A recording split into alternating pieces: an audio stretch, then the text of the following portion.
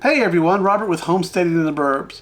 Today I've got a book review by a friend of mine. His name is Jim Mahan. Jim and I served in the 82nd Airborne way back in the mid-1980s, and we've kept in touch over the years, a bit here and a bit there. And I found out that he had written a new book, and I was like, man, I'm excited to get my hands on it. Now, Jim has written a few books in the past. He's got a great little book on raising backyard chickens. Jim's got a great sense of humor, and I just wanted to share this new book that he has called Survive and Thrive, a practical handbook for emergency preparedness. So I got this book the other day, and I was like, I saw this little package on my porch. I was like, wow, that is a little package. I wonder what's in that little package. I thought maybe I ordered a micro SD card or a pencil or something, and this book came. And I don't know, it's about 8 inches tall, 6 inches wide or so, but it's thin. It's probably, 3/8 of an inch thick, if that. And I thought to myself, all right, Jim, what have you done here? So I cracked it open. Introduction, contents, right on the first page. No 2-3 pages that go into this. So it looks like what they've done when he sent it to the publisher is they compacted it into this really nice, easy to read book. I call it a bathroom reader. My first impression on this book was, after I'd gone through it once, was, wow, I wish I would have had this book when I first started doing this back in the 80s. Because back in the 80s, I had to scrounge for information. There was a magazine called American Survival Guide. And then everybody knows about Mother Earth News magazine. And those two magazines were around for the longest time. So putting all the information together into one place is a great idea, especially right now, since there are so many people seeing what's going on in America and they want to prepare for what's coming up. Chapter 1, the threat assessment. The threat assessment is trying to figure out what's the biggest threat in your area. For some people, it could be hurricanes, it could be extreme weather, it can be traffic, it could be crime. What is the threat in your area? So Jim goes through a number of scenarios to get you thinking about what those threats are in your area. What a threat is in my area may not be the same threat where you live. If you live out in the country, maybe your biggest threat are animals.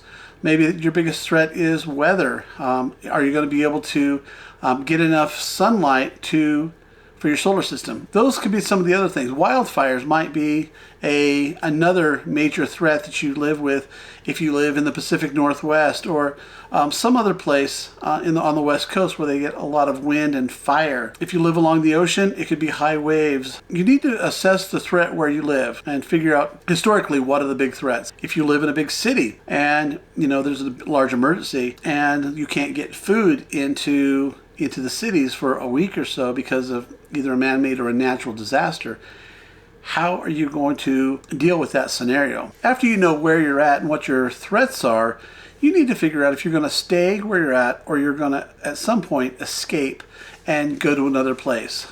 This can be called Bugout. This could be just relocating. And this might happen over a period of days or weeks when you see the threats coming. Or this could happen overnight or in a moment's notice. For example, if a CME, a coronal mass ejection, were to take out the entire grid at one time and all the vehicles didn't run and you lived in a major city, what are you going to do? Being able to come up with your escape plan is a good idea for you to plan in, if that's option A. Option B may be to stay in. So let's say you're going to plan an escape route. Jim talks about making a plan, making a backup plan, because maybe your primary route is congested with traffic. Maybe your alternate route has construction on it. So you need to start thinking about how you're going to get from where you're at to where you want to be. That also includes already knowing where you want to go.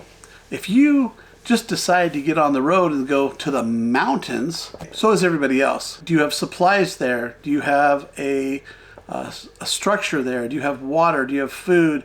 Have you pre-planned where you're going to go? So the whole escape plan encompasses everything from point A to point B. So once you've got those emergency escape planning done, you want to start thinking about emergency action drills. You want to plan on your bugging out. If you're going to get in a vehicle and bug out, plan it over a 2 or 3 day weekend or 4-day weekend or a week's vacation. Plan, drive that route and get to where you're going. Or if it's the plan to stay in, how are you going to fortify yourself by staying in? And then practice. When I was in the military, we used to do emergency action drills all the time.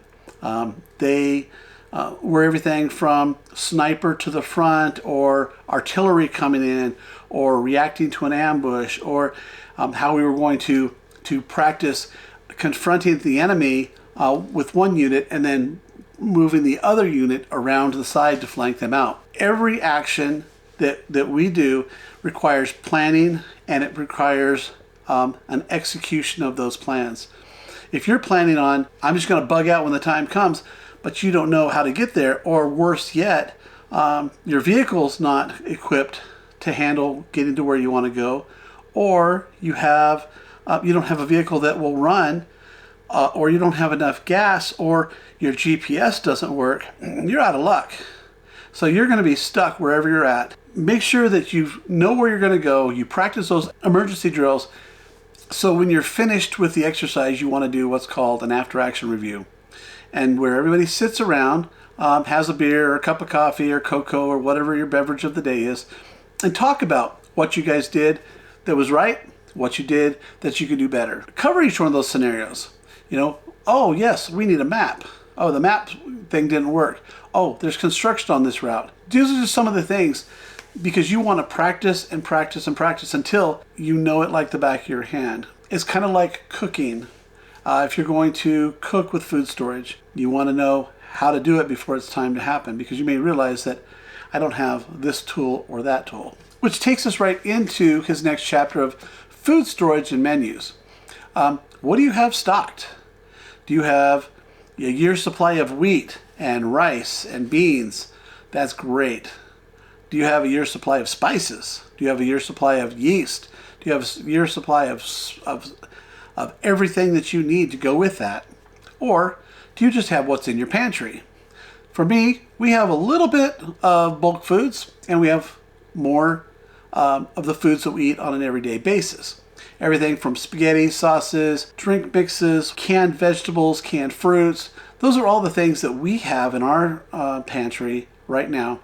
And it's a good thing to have, because you're going to want to eat what you store. I've been doing this for over 40 years, and I've seen people over the years that have had thousands and thousands of pounds of raw grains.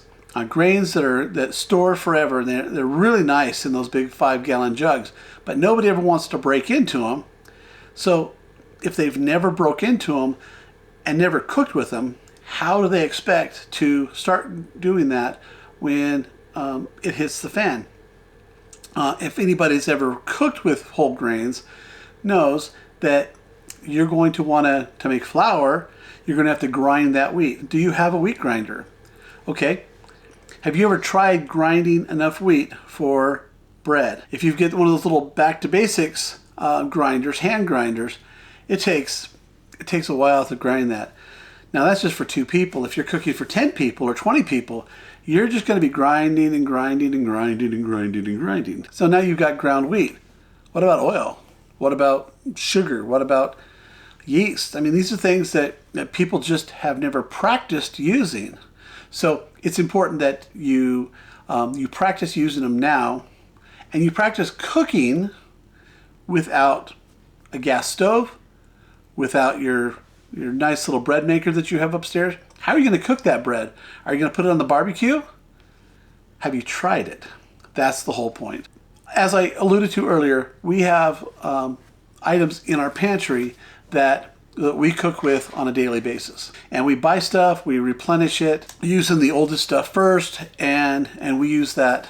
We don't have a menu per se, but we know that we probably have maybe 6 months worth of food that's here. But we also have probably 6 months of food up at our property where our trailers are. So we talked about your bug out and going to a bug out location. What have you prepared for up there? And do you have the ability to use any food storage you have at your bug out location? Now's the time to start learning how to do all this stuff, whether it's bottling, canning, whether it's dehydrating, freeze drying, buying food that you can use today, buying food for long-term storage, and buying the necessary appliances, tools, accessory that you need to be able to cook properly. So talking about tools, a dehydrator, a freeze dryer, a brick oven, whatever it is, those are all tools that you have. And the next chapter is about tools and supplies. So having the bowls, yeah, everybody's got bowls, but do you have bowls at your bug out location? You know, your tools could be everything from hand tools, shovels, rakes. It could be anything that you need to get the job done. Is it a multi-tool? Do you have a good knife? Do you have a good hatchet? These are the kind of things that Jim talks about in his book, so that to get you thinking about, what do I need for my situation? There's not a single book out there that's written directly for you or for me. I've read many. I've probably read hundreds and hundreds of these kind of books. Everything from gardening and foraging, butchering, food prep, cookbooks. There's something in there in those books for everyone. His next chapter talks about first aid and medical training. I was an EMT for almost 40 years and went through hundreds, maybe thousands of hours of training on basic EMT skills. Everything from airway management, bleeding management, environmental emergencies, chemical stuff. So I learned a wide variety of medical skills. But there's other skills that are out there that are not readily available as an EMT. For example, how to put in a chest tube, or to put on an occlusive bandage or a chest seal, or how to deal with puncture wounds that when you're away from where there is a doctor or a nurse or a medical facility.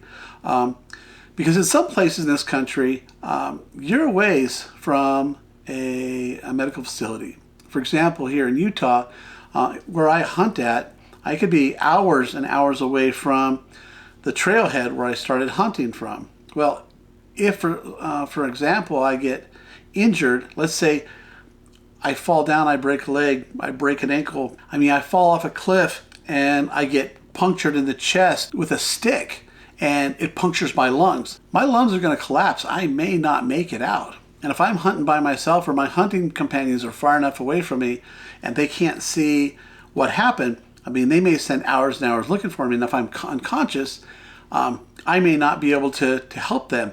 So when they do find me, they're going to want to put some advanced first aid on me to keep me alive. Another important thing that I want to talk about is being able to control the bleeding. There's a number of scenarios that could cause you to lose blood out of your body. Whether it be a gunshot, a knife wound, it could be a broken bone that actually nicked an artery, and you start to bleed outside of your body. For me, I carry tourniquets everywhere I go. I've got them in my car. I've got them in my first aid kit. I've got them in my bug out bag. I've got them on my ATV.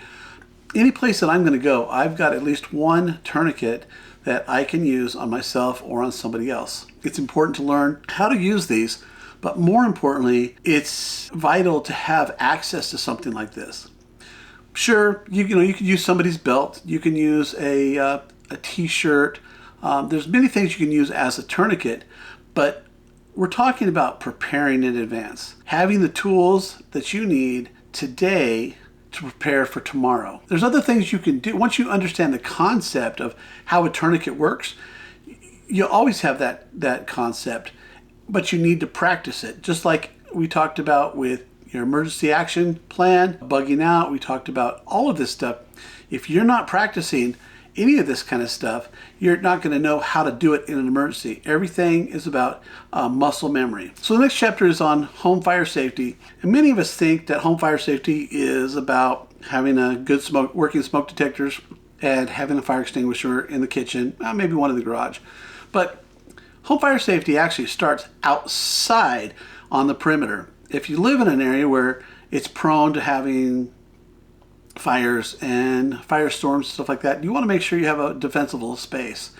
And those are things that start on the outside. So you may have to clear back 50 feet or 100 feet from your home, depending on what the vegetation looks like and your fire risk is in that area. Again, this goes back to your threat assessment. That's something that should have been identified during your threat assessment phase of your survival plan. The other thing is, why just have a fire extinguisher in the kitchen? So in my house, I live in a 1960s home, has very small basement windows, and obviously I'm down here right now.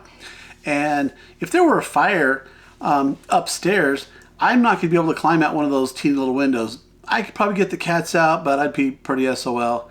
I'd probably just climb in a bathtub down here and turn on the water. But other things, since we're preparing for these things, let's put a fire extinguisher inside the basement, maybe one of those fire blankets that you can wrap up around you. And then they have these hoods that you can actually put around your head, and it's got a little filter on the front that is designed for smoke. Since most people die in house fires due to smoke inhalation, that'll probably be one of the things you'd like to have in your basement to get out. Next chapter is home defense. Now, a lot of people think that they have to have a firearm to defend their home. But again, like we talked about fire safety and having a perimeter defense for fire, also for your home defense, it's important to have to start your home defense outside, on the outside of your home. It could be, like we talked about with fire, cutting the brush back. But it's also being able to have obstacles. And I'm not talking chain link with barbed wire, concertina wire everywhere. I'm talking about having obstacles that you channel people in. If somebody was going to break into your house, how would they get there? So that's something that Jim talks about pretty in depth in this chapter. I'm not going to cover everything that he talks about. He does a really good job at it. Plus, if you go to his website, he's got a whole defense section on his website that you might be interested in.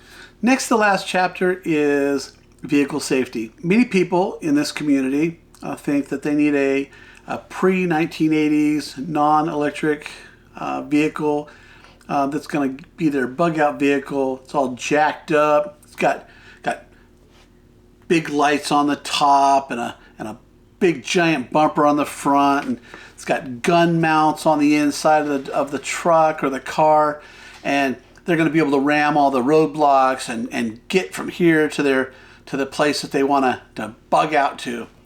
Well, since maybe that many people are actually in that point, the rest of us are stuck with our cars that we drive every day. And in most scenarios, an economic collapse, weather stuff. I mean, there's certain things that will happen that we're still going to be able to drive our cars every day. There's only a couple of really extreme situations where we're not going to be able to drive those vehicles. But is your vehicle ready for winter? I mean, right now we're in the middle of winter.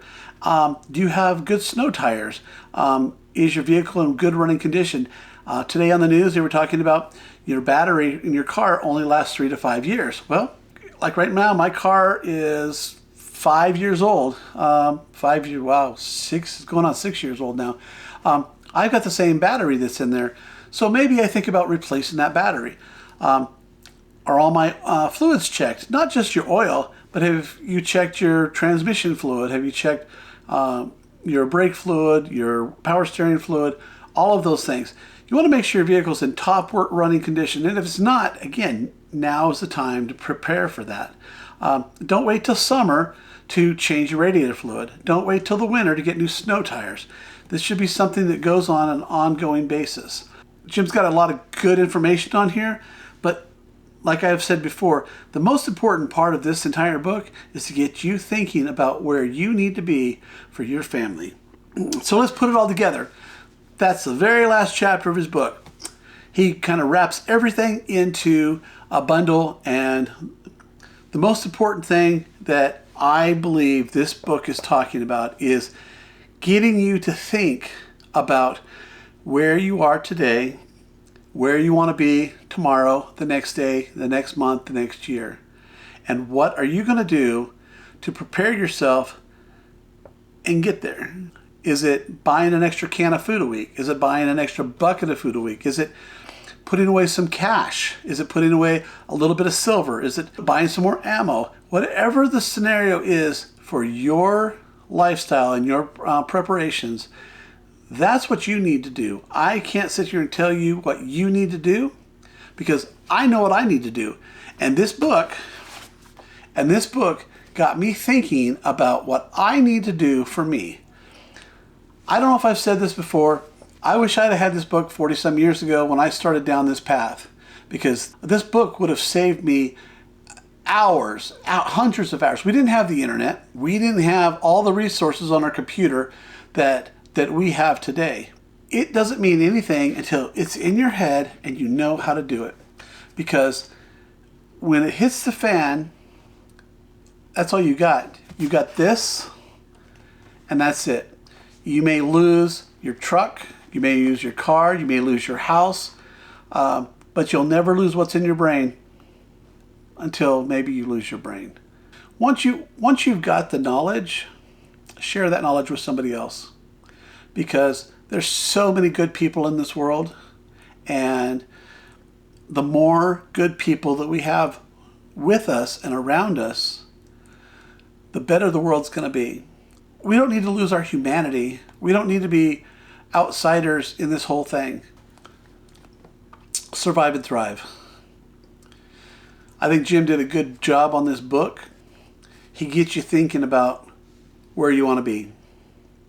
So go out, get yourself prepared. Whether you're homesteading in the burbs or you're homesteading out there, have a great day. God bless.